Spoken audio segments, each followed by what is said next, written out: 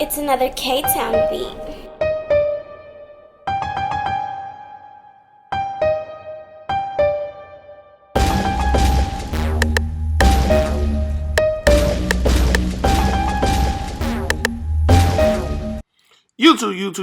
YouTube. It's your boy, Mr. Outliner. I'm back with the businesses, man. I know I've been gone for a minute. But I've been doing some things. I had a re-grand opening. You know, we got back to school, all that type of good stuff going on. But if you saw my last video, I got a chance to swing by the class with Beam and Sean Cuz hair. You know, got a little perspective on a few things and, you know, get to meet people and all that type of good stuff. If you haven't seen the video, go check the video out. I might leave a card up at the top so you can click on it too. But anyway, today we got the taper fade. And look how thick this hair is now. Warning, this dude don't know how to keep his head up either. You know what I mean? I don't know. He ain't have his phone in his hand, but he cool dude, but he ain't have his phone in his hand and kept his head down. But anyway, so he wanted a wavelength. Now, I want to explain to you something about wavelength. It definitely depends on the texture of the hair, right? So on this type of hair, you can run a one guard close and still keep, you know, the form of the waves, as opposed to somebody with a little less coarse hair, you might go with the 1.5.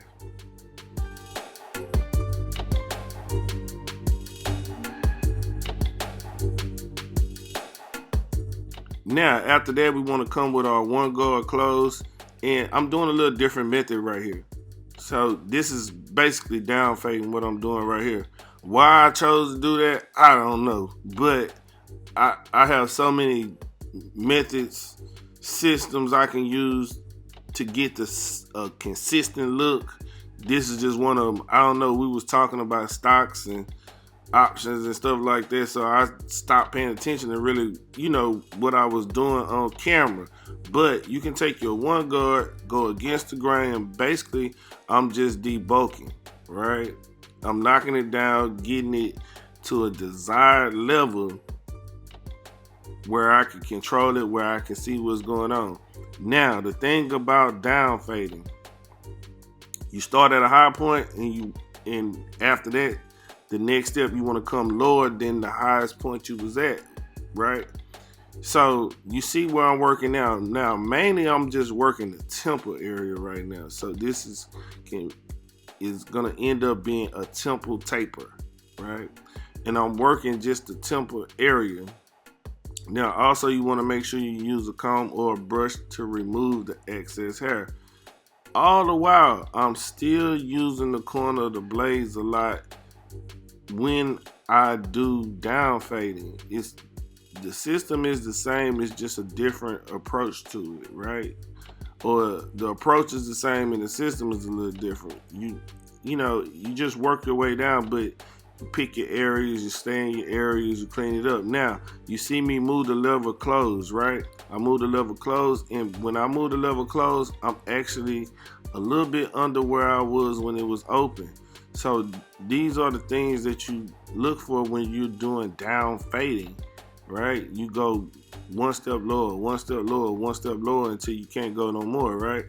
And like I said, the taper is still coming out clean, right? It's still nice. I'm stretching the skin. It might not look like it, but I'm always stretching the skin. And I was talking to another barber, and he was telling me that somebody told him not to stretch the skin because when it goes back, that's what they get. I agree with that because in essence that is very true.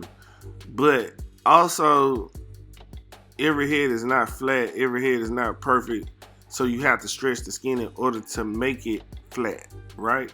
In order for you to get the look that you want to get. Right there, I used the 1.5 guard because I felt like it was just a little bit more bulk than what I wanted. But after that, I just came through and cleaned it up the rest of the way.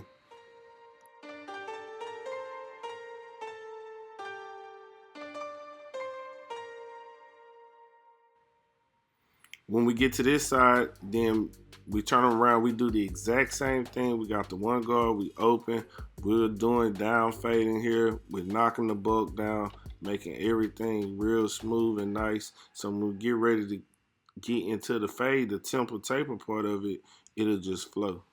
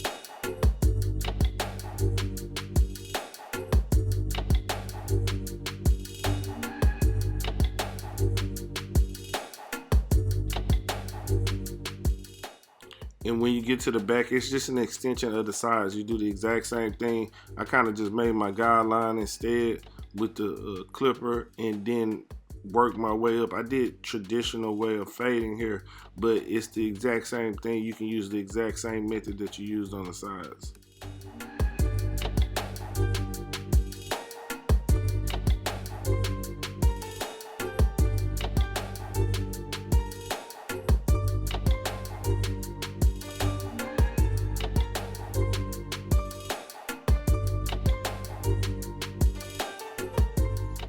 Now, once we get to the lineup part, we're going to brush it down, and then also we want to use our Mr. Outliner Detailing Mist. If you haven't gotten any, make sure you get some.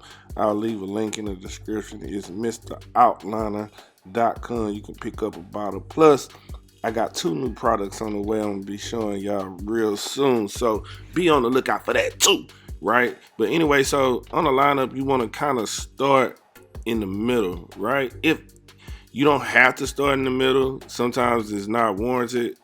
But for the most part, if you just want to get a system going, you can start in the middle, right? Start in the middle from the highest point and work your way over from left to right, right? Or right to left, either way. But you see, we focus on getting the line. We're not going to make it super short, but we're going to get it real nice and defined. So when we come back and use our enhancements, we can come back and sharpen and detail everything. But you see the detailing mist, it just helps the hair stay in place. It dries the skin area so you can make a crispy lineup. That's what it's all about, being able to those two things, using those two things to create a good lineup. And then after that, it's just all wrist action, right?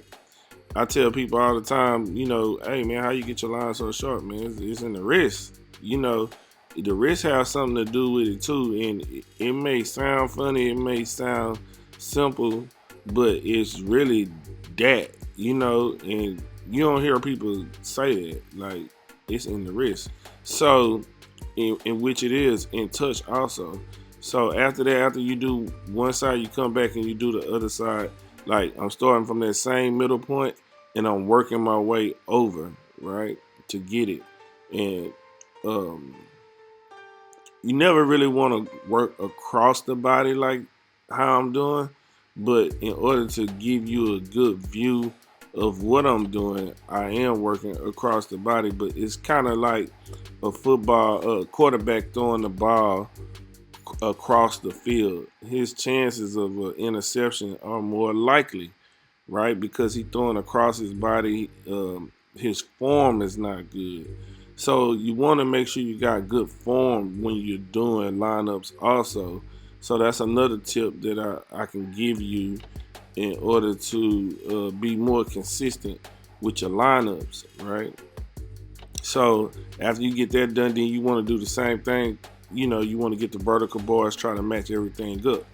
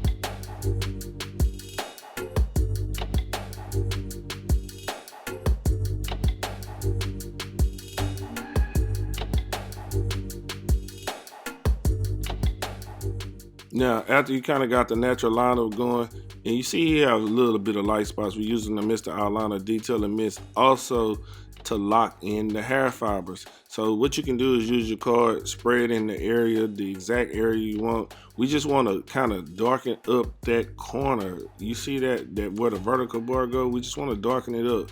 Light pressure here. If you want to use enhancements, hair fiber like I do, I leave a link in the description of the ones that I use, right? And once you get it to where how you want it to look, then you just match up everything else, right? So look, you see how much better that looks, and we used it on his natural lineup that we made. It's important to do the lineup first before you apply the enhancements, because it's once the enhancements wear off, that's all they have left. Now we want to sharpen everything because we got everything in place. We know where our lines at. Now this is the detailing part. We are making the lines super sharp, super crispy. Also, you see the detailing mist. When you lock in the hair fibers with it, it go extra hard. So you see what we're doing right here. You see how crispy that is, man. This is the favorite part of the haircut for me, is to do the lineup hands down, you know. So I wouldn't call myself Mr. Outliner otherwise, right? You see that? So it's really crispy. You want that crispy look like that. You see one side, you see how crispy that is compared to this side. So what we want to do is make this one crispy also. We use the exact same method on this side. We place our card right where we made our natural line at, and we spray the detailing mist onto it before we apply the hair fibers. Put the hair fiber directly, put the card directly on the line and spray the hair fibers onto it, right? So we getting that look. We just want to match everything good, make it look natural. You see how natural that looks, right? It looks natural, right? Not oversaturated or anything. Right here on the side, we want to do it just because the sides of where he was kind of light at. I don't know who he went to before me, if they, you know, pushed him back or whatever. I don't know. But when I cut it and when I lined it naturally, that was the look that I got. And again, we just gonna use our details. We're gonna work it, you know, work this side of the haircut, make sure everything line up. Now, once you get to this point, you just want to make sure like the vertical bars are straight, your C cup, you want to make sure they the same on both sides. And you know, this is like going back, checking your homework. That's all that we doing right here, going back, checking our homework, making sure everything lines up perfectly, right? And look at that. You see how natural this looks, and you see how crispy the line is, how you get a good line like that, man. This is how you do a good lineup, right? Along with a great temple type of haircut, right? So the things that I want you to concentrate on is, you know, starting in the middle, working your way over, keeping the lines natural as possible, on tapers, learning the texture of hair, you know, what you can use, what you can't use, you know, things like that. Look at this line. I rarely use a razor on haircuts, and it's not that I can't use them. If they ask me for them, I use them. It literally take me 2 minutes, right? Which is not a big deal for me, but my lineups are always so crispy to the point to where they like, man, you know, I don't even need the razor like that. That's just a mental thing, but this haircut is gonna last him even when the hair fibers wear off, because I created his lineup off of his own hair, right? So anyway, that's the end of the video. Don't forget, like, comment, subscribe. Also, I got another channel that I do like fashion stuff on and various other things. I'm gonna get that channel popping too. It's Self-Made Herb. I'll leave a little bit at the end of the video. But don't forget, like, comment, subscribe, tell a friend and tell a friend. You know how we do it. Until next time, love, peace, and hair grease. I'm out.